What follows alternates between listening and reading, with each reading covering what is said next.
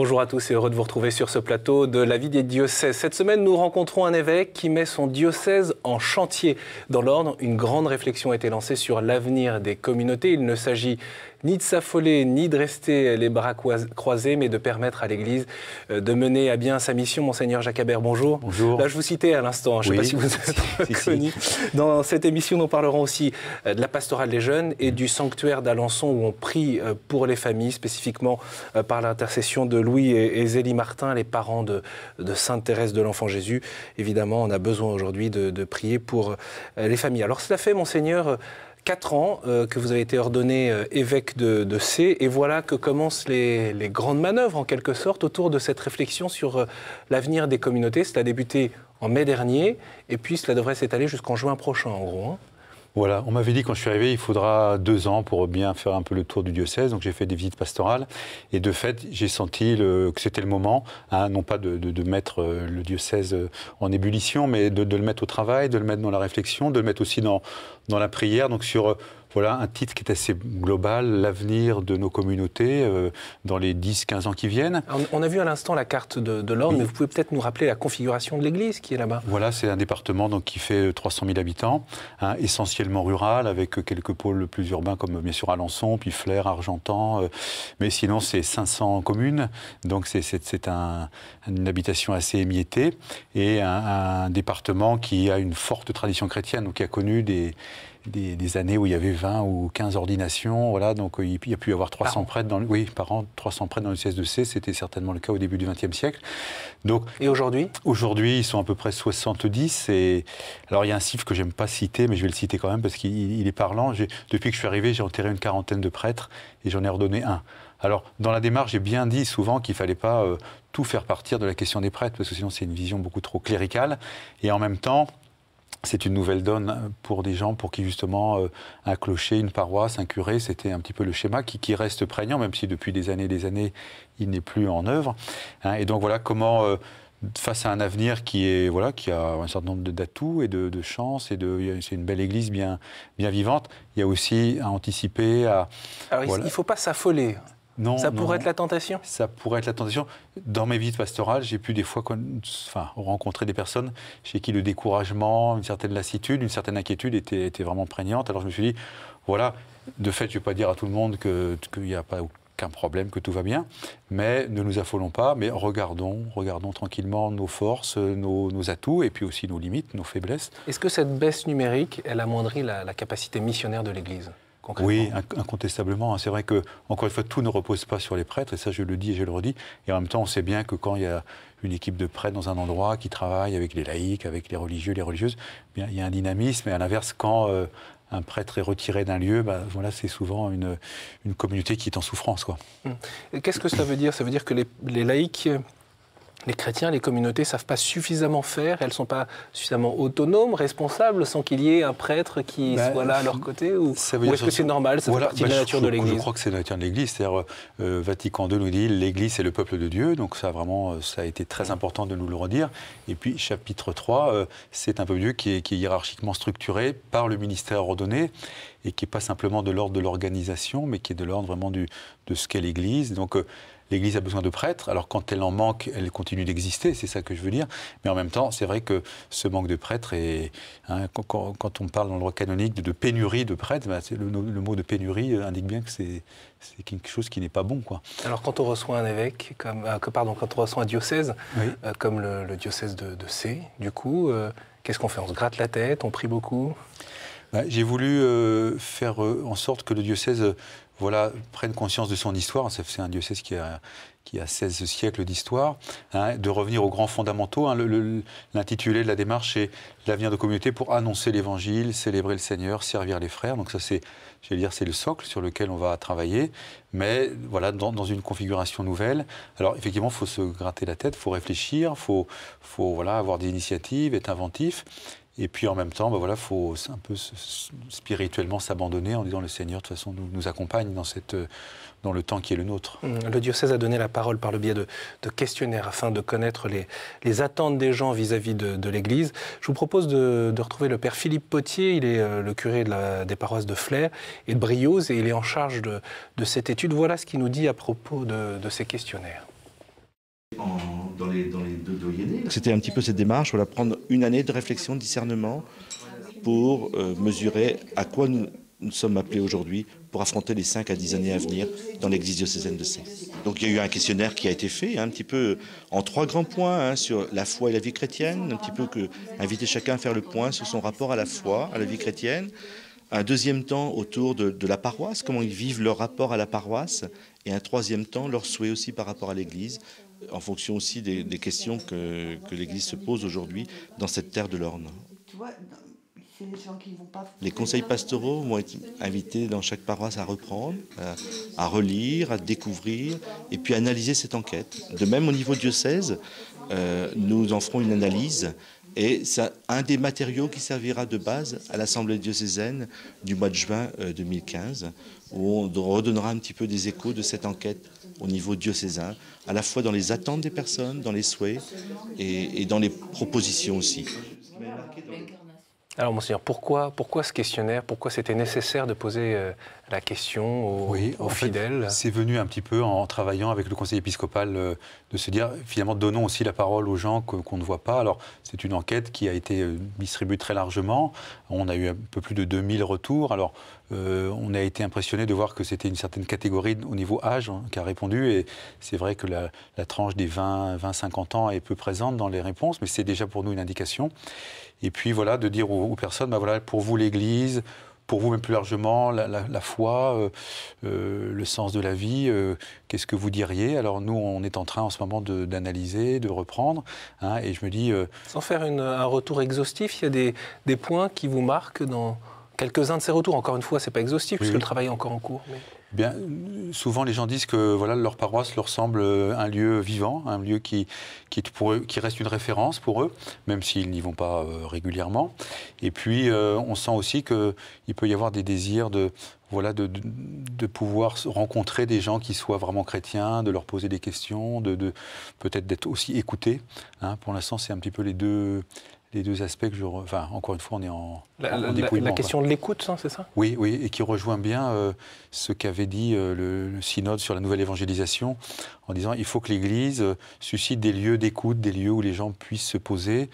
Et personnellement, je suis l'évêque qui accompagne les sanctuaires, et on se dit que les grands sanctuaires, Lourdes, Pontmain, Paray-le-Monial, eh bien, beaucoup de gens viennent un peu pour se poser, pas forcément dans une démarche chrétienne et absolument claire sur ce qu'est tel ou tel sanctuaire, mais être écouté, se poser, prendre du temps. Et je crois que l'Église doit favoriser cela. Et ces lieux que sont les paroisses, les églises, elles pourraient être aussi davantage des lieux d'écoute? Alors voilà, il y a simplement le bâtiment, l'église, et on fait en sorte que nos églises soient ouvertes pour que les gens d'abord tout simplement puissent y entrer, et puis que nos chrétiens qui ne sont pas forcément justement des prêtres repérables comme un curé pouvait l'être, eh bien soient aussi identifiables. Et on se dit le référent dans cet endroit, c'est Madame Untel ou Monsieur Untel. Et il est quelqu'un qui est disponible, ça c'est un enjeu. Alors avant de parler des jeunes, puisque vous parliez tout à l'heure de la tranche des plus jeunes, encore un mot sur cette démarche. Au fond, vous souhaiteriez aboutir à quoi? Et quelles sont vos intuitions, vos perceptions, même si évidemment c'est un travail qui se fait encore une fois, vous nous l'avez dit, avec les prêtres, les fidèles, et que ce travail il est en cours, donc vous ne pouvez pas donner les résultats avant que la réflexion soit faite. Mais quelles sont les intuitions? Ça va changer complètement la culture et la manière d'être chrétien, enfin dans les réseaux, dans les structures, dans l'organisation? Alors, je pense qu'il y a d'abord une espèce de prise de conscience un peu communautaire, de dire remettons-nous devant le réel, et je crois que notre pape François nous y invite souvent, ne rêvons pas une église qui a pu exister ou une église qu'on pourrait imaginer idéale. Prenons la mesure de ce que nous sommes avec ce phénomène minoritaire, avec un certain nombre aussi d'éléments où nous sentons un peu en décalage avec la société. Et puis, nous mettant devant ce réel, eh bien, remettons-nous devant les grands fondamentaux, donc de l'annonce, de la célébration, du service, et comment, avec nos forces, qui sont encore une fois avec des atouts, mais aussi des fragilités, eh bien, alors, après, ça pourra donner effectivement une organisation nouvelle dans tel endroit, la décision de mutualiser telle chose dans un autre endroit. Je vois pas du tout un plan, si vous voulez, qui s'appliquerait à tout le diocèse. Il y a tellement de différences entre le milieu très rural, les milieux plus urbains, les lieux où les gens, par exemple, viennent souvent en vacances. Il y a une grande diversité. Donc, moi, je ne rêve pas qu'au terme de cette année, on ait un grand plan qui s'applique partout. En revanche, que chacun ait pris la mesure de ce qu'est le diocèse dans sa diversité. En quelque sorte, c'est une remise à niveau aussi de la proposition, enfin de la manière de vivre sa foi. Oui, et puis de... L'élan missionnaire. L'élan missionnaire, voilà, parce qu'il y a quand même chez des gens qui sont bien conscientisés, l'idée que l'Église, finalement, doit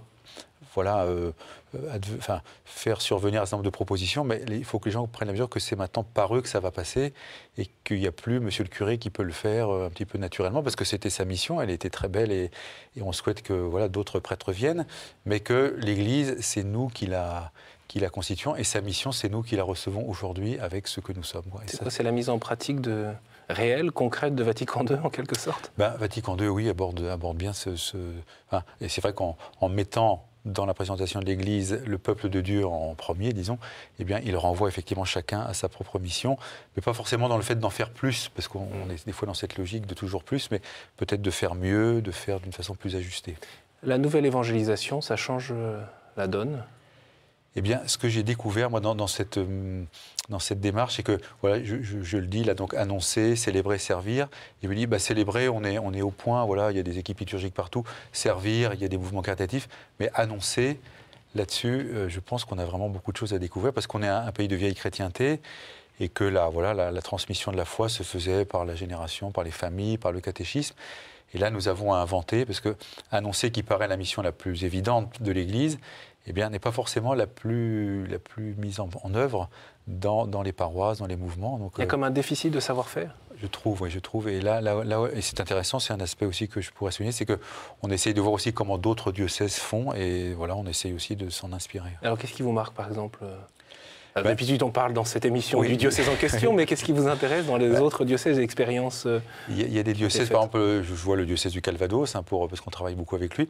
Il y a un curé, là, que l'autre fois faisait un témoignage sur du porte-à-porte. Ils vont alors c'est dans un milieu urbain, même de banlieue, donc ils vont dans les immeubles. Mais de ceci dit, dans une de mes paroisses, il y a un curé qui, une semaine par mois, va faire une mission, un peu comme à l'ancienne, et ils vont chez les gens, ils frappent à la porte, et voilà, ils se présentent comme l'Église catholique, et c'est vraiment fécond. Mais ça, c'est à la fois, ça se paraît très simple, mais si on ne prend pas le temps de le mettre en œuvre et d'y réfléchir, ça ne se fait jamais, quoi. Alors, consolider l'annonce. En ce qui concerne la pastorale des jeunes, vous avez une attention spécifique à ces jeunes. Je voudrais d'ailleurs qu'on puisse regarder votre invitation à ces rencontres qui sont intitulées Meet Your Bishop. Il y a une invitation vidéo qui tourne régulièrement sur les réseaux sociaux. On va y jeter un coup d'œil.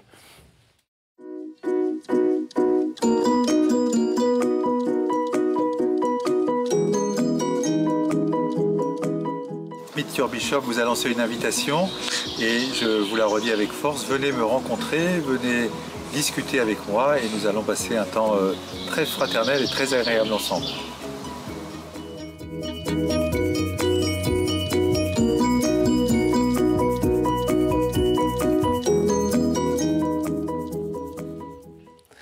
Alors, c'est l'évêque qui se met en avant, on vous voit sous toutes les coutures, là. Oui. Je suis content parce que c'est pas moi qui ai eu l'initiative, donc voilà, je l'ai accepté avec grande joie. Et donc, il y a eu déjà, pas beaucoup, mais 4 ou 5 rencontres avec des jeunes. Et j'avais accepté en disant, il faut que je rencontre des jeunes qui soient loin de l'Église, alors y compris des non-baptisés, y compris telle ou telle personne de confession musulmane. Oui, cette vidéo circule sur les réseaux sociaux, voilà, c'est précisément pour aller chercher, toucher ces jeunes. Voilà, et ça s'est vraiment bien passé. Et il y a des jeunes de confession musulmane qui viennent? Oui. Enfin, 2 fois, il y a eu une jeune musulmane et un musulman qui sont venus. Alors voilà, ils étaient bien sûr tout à fait partants dans la démarche. Mais c'était intéressant. Puis voilà, le contexte récent vient nous convaincre que c'est important de maintenir ce dialogue et cette estime réciproque. Pensez à l'attaque de Charlie Hebdo, toutes ces questions autour de tension, de violence, qui peut être stigmatisé d'une façon injuste. Et donc alors voilà, c'était la majorité des jeunes que je rencontre sont chrétiens, mais certains sont vraiment très éloignés de l'Église et certains ne sont pas baptisés et n'ont pas de confession religieuse particulière. Donc pour le coup, c'est vous là qui êtes au premier poste de l'annonce dont on parlait tout à l'heure. Oui. Alors c'est vrai que la première mission d'un évêque, c'est d'annoncer l'Évangile, donc il ne veut pas le faire trop en direct. Et du coup, moi je suis content parce que ça me remet un petit peu dans le ministère d'un prêtre ordinaire qui annonce l'Évangile. Et alors il y a l'aspect aussi, un peu, j'allais dire, prestigieux, on va rencontrer l'évêque, mais ça c'est vite dépassé. Pourtant on vous sent simple. Oui, c'est vite dépassé, c'est vite dépassé. Hein. Vous entretenez pas le mythe, hein, j'ai pas l'impression. Non, parce que je crois que c'est pas un bon mythe, quoi. Je crois qu'il voilà, il y a évidemment une certaine distance à tenir, mais envers toute personne et quelle que soit notre fonction. Mais voilà, je pense qu'une église qui montre un visage de proximité me paraît très important. Et l'évêque, en tant que premier représentant d'un diocèse, doit montrer l'exemple. Vous percevez la force de l'Évangile, justement, auprès de ces jeunes qui peuvent être loin de l'Église en tant que telle ? Bien, moi, ce que j'ai à chaque fois perçu, c'est qu'il y a les premières questions qui vont faire un peu sauter certains verrous, certains clichés. Et puis après, on rentre vraiment, il faut une petite demi-heure pour faire sauter quelques idées toutes faites. Et après, on rentre dans des questions de fond sur le sens de la vie, sur le bonheur. Des fois, il me pose des questions même sur mon engagement. Voilà, est-ce que vous êtes heureux d'être évêque ? Et on sent que là, vous leur répondez non, c'est terrible, surtout ne faites pas ça. Si, je peux témoigner de cette joie, et puis de la joie d'être chrétien surtout, et c'est ça peut-être qu'ils attendent, quoi. Sur les grandes questions, je voudrais qu'on revienne sur la question du salut, parce que c'est le sujet du prochain spectacle de cette troupe de théâtre qui est de votre diocèse, Jeunes Vivants. On va les retrouver en répétition à Alençon. Florent Brito, notre journaliste, est allé à leur rencontre, et ils ont d'ores et déjà un spectacle en préparation pour les Journées mondiales de la jeunesse à Cracovie en 2016. Ce samedi soir, la nuit est déjà tombée depuis un bon moment sur Alençon, mais pas encore de repos pour la troupe Jeunes Vivants. Ce soir-là, on expérimente de nouvelles scènes pour la pièce. Ouais, bon. Vous mettez un peu, c'est trop simple. Vous donnez votre papier, il faudrait que certains l'aient perdu, il y a eu le cas. La troupe Jeunes Vivants, rattachée au diocèse de Sées, est en perpétuelle évolution au gré des va-et-vient des membres depuis 15 ans environ, avec toujours comme point commun et richesse sa diversité. Ce qui est très riche dans la troupe, c'est les gens. Donc, je suis arrivé, ça va faire bientôt 9 ans. Et c'est vraiment les gens, l'esprit de la troupe, qu'on part pendant 10 jours l'été.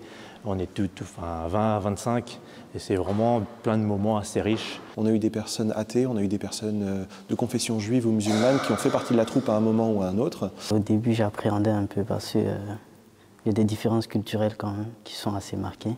Lorsque j'ai intégré la troupe pour la première fois, je me suis adapté aussi rapidement, quoi. Chacun arrive avec sa propre personnalité, sa propre histoire, et du coup, ça permet de donner un caractère aussi particulier à chacun des personnages qu'on incarne, quoi.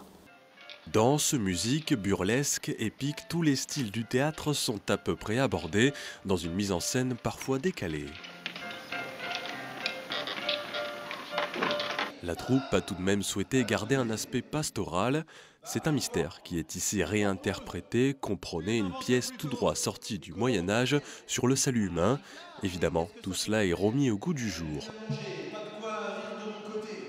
La mise en scène a ceci d'intéressant, c'est que pour interpréter une histoire, aussi petite soit-elle, aussi un détail aussi insignifiant, il faut se demander quelle est la situation, pourquoi le personnage fait ceci, à qui il s'adresse. Et alors ça devient une espèce de catéchèse, de réflexion sur le texte des évangiles. Un peu plus tard dans la soirée, ces répétitions de chants pour la troupe. Mais il ne faudra tout de même pas se coucher trop tard, car demain ils seront à nouveau sur les planches pour répéter. Après des représentations en 2010 au Liban, la troupe a déjà une autre destination en tête, jouer pour les JMJ en 2016 à Cracovie.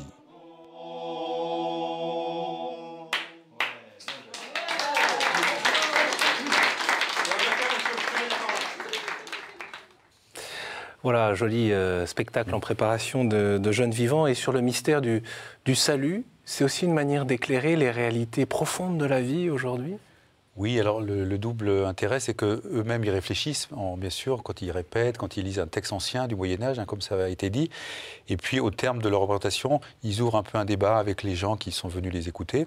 Et je me rappelle une fois, j'avais participé à ce débat après, et c'est vraiment des questions de fond, des questions sur le mal, la souffrance, le salut, d'une façon générale. Alors, c'est par le biais d'un mystère du Moyen-Âge qu'on arrive à poser des questions qui restent contemporaines. En fait, encore une fois, on en revient à ces lieux d'échange, de réflexion et aussi d'écoute, oui, sur les choses essentielles de la vie. Voilà, et l'Église doit favoriser ces lieux, quoi. Alors bien sûr, elle a son message, elle a son annonce. Hein. On soulignait tout à l'heure le phénomène de l'annonce, mais la question, c'est de rassembler les gens, qu'ils se sentent accueillis, qu'ils se sentent attendus et qu'ils se disent, en venant ici, eh bien, je vais sans doute m'ouvrir et découvrir des réalités avec lesquelles j'ai peu de connaissances ou de convictions même. C'est une sacrée responsabilité pour les chrétiens dans la société aujourd'hui. Oui, bah vous parliez tout à l'heure du Concile Vatican II, hein, quand ce concile dit l'Église est le sacrement du salut, c'est le signe, voilà, des fois très humble, mais bien visible et bien repérable de ce salut aujourd'hui. Alors, Monseigneur, nous restons à Alençon. C'est un lieu dans le diocèse qui attire de plus en plus de pèlerins. On parlait tout à l'heure des sanctuaires. Eh bien, il s'agit de cette église qui est attachée aux bienheureux époux Martin, Louis et Zélie Martin, les parents de Sainte Thérèse. Tout début janvier, un nouveau recteur a été installé. Il s'agit du père Jean-Marie Simard, un prêtre de 31 ans, ordonné en 2011. On va le découvrir. Son installation coïncidait avec le jour de la fête du baptême de Sainte Thérèse de l'Enfant Jésus, le 4 janvier. Il nous a confié ses préoccupations pour le sanctuaire en lien avec la petite Thérèse. J'ai beaucoup lu Sainte Thérèse quand j'étais jeune. Dans mon parcours vocationnel, elle avait une place très importante. Pour moi, je pense que c'est aussi une belle opportunité, que c'est une grande grâce d'être ici, dans un sanctuaire, même au début de mon ministère, après 3 ans de sacerdoce. Ce sanctuaire, pour moi, c'est le sanctuaire de la famille. Et bien sûr, c'est une famille qui a vécu ici, donc avec des parents très chrétiens, des enfants, 9 enfants qui ont une famille normale, éprouvée par la vie, mais avant tout, Dieu premier servi, comme ils le disent, chercher à vivre avec Dieu toute la journée, d'être en sa présence. Et je pense que ça, c'est quelque chose, une grande richesse, quelque chose qu'on peut apprendre, que chacun peut apprendre, et un signe aussi peut-être justement pour... C'est un beau signe pour pouvoir découvrir l'amour de Dieu pour chacun. Et que nous chantions ta louange. On espère de pouvoir développer donc l'accueil des pèlerins pour de plus en plus de pèlerins puissent venir. Après, c'est sûr que cette année, pour nous, on espère donc la canonisation des parents de Sainte Thérèse, les bienheureux Louis et Zélie Martin. Et puis si le pape François décide de venir ici, ça sera un très grand défi pour nous, oui. Bon, alors il y a 2 questions là qui se posent en écoutant le père Simard. La canonisation en 2015 des époux Martin, c'est quelque chose qui serait possible? Ce serait possible. Alors on est évidemment en attente, voilà, c'est peut-être la deuxième question, de la décision du pape. Hein. Mais c'est vrai qu'il y a eu un miracle qui a été authentifié, un miracle qui a eu lieu en Espagne par une petite fille qui a été guérie. Et du coup, maintenant, les cardinaux vont avoir à se positionner. Puis après, c'est dans les mains du pape de le décider. 2015, 2016, on ne sait pas, mais en tout cas, tout est prêt d'une certaine façon, quoi. Bon, et puis vous avez invité le pape François, alors? Alors je l'ai invité, comme beaucoup d'évêques d'ailleurs, quand il va venir en France, enfin en 2015 ou peut-être maintenant on dit début 2016. Et oui, on a vu qu'il y a eu d'autres annonces de voyage entre-temps. Donc... S'il venait à Alençon, ne serait-ce que pour se recueillir, là où Sainte Thérèse a été baptisée, où ses parents se sont mariés, ce serait un beau signe aussi pour la pastorale familiale dans son ensemble. Pourquoi venir en pèlerinage aujourd'hui à Alençon? C'est vrai que chaque pèlerinage a sa marque particulière. Alençon, c'est cette basilique qu'on vient de voir. On disait avant c'était la basilique où Sainte Thérèse avait été baptisée. Maintenant, on va plutôt dire, même si ça reste vrai bien sûr, que c'est la basilique où Louis et Zélie se sont mariés. C'est vraiment la thématique du mariage, de la pastorale de la famille, d'une famille, comme a dit le père Simard, qui a vécu des choses ordinaires, avec des épreuves, avec des joies, avec des souffrances, avec aussi des projets. Et donc, que des familles viennent confier leurs projets, leurs soucis d'éducateurs dans ce lieu a beaucoup de sens, quoi. Et quelles sont les propositions qui sont faites aux pèlerins? On peut y aller dans la semaine, le week-end? Alors voilà, ça sera la mission du père Simard qui commence, mais déjà les choses existent bien sûr depuis des années. Il y a un grand rendez-vous qui se situe autour du 12 juillet, date du mariage de Louis et de Zélie. Sinon, il y a des pèlerins qui viennent en groupe, il y a des pèlerins individuels, il y a un lieu de recueillement dans la maison natale, et puis il y a la grande basilique qu'on a vue sur la vidéo. Mais on voudrait développer, faire des week-ends, faire des retraites, des conférences. Enfin, si on pouvait faire venir quelque chose qui soit de l'ordre d'un centre familial, pastoral de la famille, on serait très heureux. c'est un peu la mission du Père Simard. Il faut dire que la famille est bien chahutée ces années-ci. Oui. Et on voit d'autant plus que les gens, il y a un petit cahier de prière, vous l'imaginez bien, dans la maison, et beaucoup de gens déposent des fardeaux qui sont éprouvants. Et donc il y a vraiment que ce soit aussi un lieu de prière pour les familles, c'est vraiment très beau et important. Avant de nous quitter, Monseigneur, dans cette période, dans cette période que vous souhaitez pour l'Église, dans l'Orne, quels sont les points importants qu'il faut garder en mémoire dans les mois qui viennent, pour vous? Dans les mois qui viennent, c'est cette nécessité de l'annonce, encore une fois, de se dire ce trésor qui nous fait vivre, comment le proposer à nos frères, à nos contemporains. Et puis, je crois, l'aspect communautaire aussi, d'une foi chrétienne qui n'est pas individuelle, qui n'est pas isolée, mais les gens ont besoin mais c'est pas simplement parce qu'ils en ont besoin, parce que ça fait partie de la vie chrétienne que d'être une vie communautaire, alors au sens large du terme, mais voilà, l'enjeu communautaire me paraît très important. Merci beaucoup à Monseigneur Jacques Habert d'être venu sur ce plateau de la vie des diocèses. Alors, pour ceux qui souhaitent en savoir plus ou qui souhaitent tout simplement participer à cette grande démarche, eh bien, ils en sauront plus sur le site internet du diocèse, et puis vous pouvez retrouver bien sûr cette émission sur le site internet de KTO. N'hésitez pas à la partager. Merci pour votre fidélité, à la semaine prochaine.